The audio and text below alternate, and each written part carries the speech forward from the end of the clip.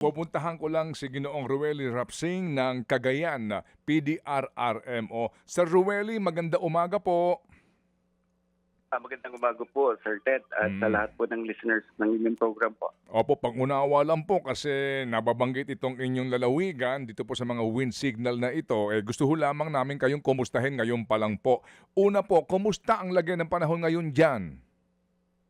Clear skies, Sir Ted. Mainit pa po dito sa atin. Mm. As in, Maaaring maramdaman namin sa Saturday pa. okay, so clear skies po ngayon. Malakas ho ba ang hangin?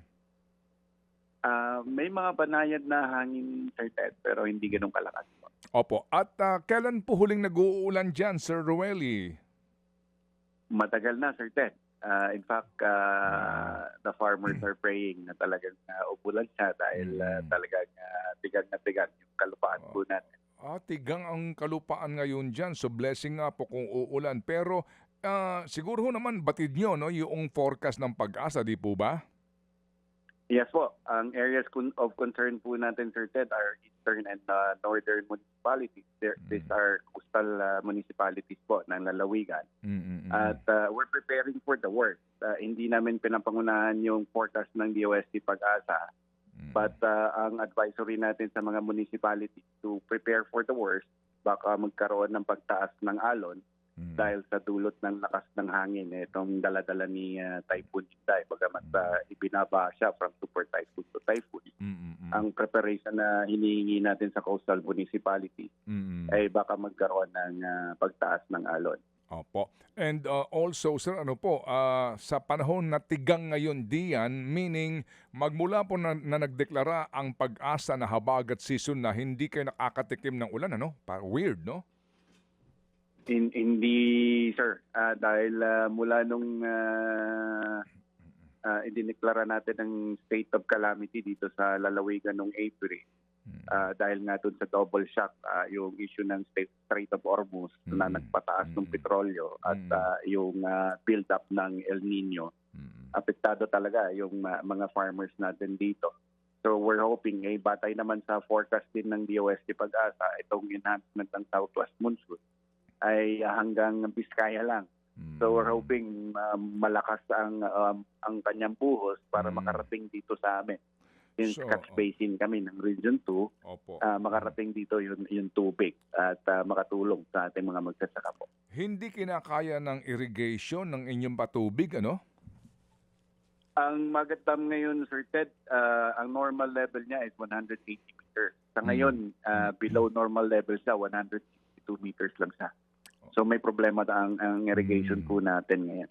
Hindi aabutin po talaga ng tubig na nanggagaling sa dam. Yung dam po nagkaroon din doon ng fish kill. Hindi lang dun, sir. In fact, yung ibang mga farmers natin, they opted na hindi na muna magpunla ngayon ng mga sa palaisdaan nila dahil sa init po. Oo, kasi nga din po naapektuhan po yung oxygen level sa mga katubigan. Pero yun ho bang tubig ng Magat Dam kung saan po nasasakop yung ilang pong areas, no? Ginawa nga itong palaisdaan. Sabi po mismo ng BFAR, kontaminado yung tubig noon, no? At syempre, alam po natin na may amoy yun at hindi maganda yung kanyang quality. Yun ho bang ganun pong uri ng tubig, hindi naapektuhan po yung irrigation dyan kung sakasakali yung quality of water? Well, so far, sir, dun sa quality of water, na naman ina-advise nung mga local technicians natin from DA if there would be any problem, sir, ano? Since na irrigation yung pinaka-main concern ng mga farmers natin. Opo. Sige. So, Sir Ruely, ilan po ang ektarya kung kabisado po ninyo ng taniman po ng palay ngayon ang apektado dyan at ilang families po ito ng farmers ngayon ang walang kabuhayan? Well, ang naging basis ng state of calamity, sir, declaration of state of calamity, ipinasa yun dun sa report ng Office of the Provincial Agriculturist po natin na 6 months projection po nila doon sa build-up ng El Nino.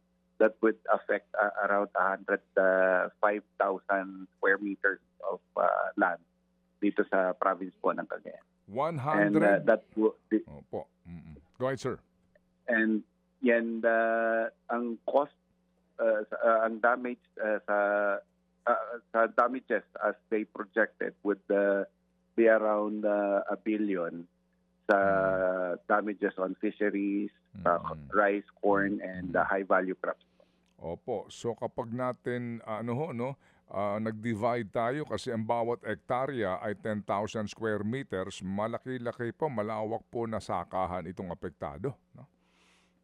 Yes po. Yes po.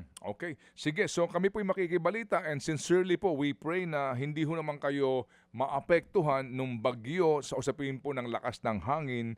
Pero yun nga po, sana po'y dampian kayo ng ulandian para po sa ating mga magsasaka. Salamat po, Sir Rueli. Mga kapatid, patuloy po kayong tumutok sa 105.9 True FM para sa totoong balita, impormasyon, music, and entertainment. Mag-subscribe sa aming YouTube channel at podcast at sundan nyo kami sa Facebook, Instagram, X at TikTok sa True Network PH. Bisitahin din po ang aming official website, truefm.ph. At panoorin din kami sa True TV Signal, Channel 19. Kami po ang 105.9 True FM. Laging true sa'yo, kapatid.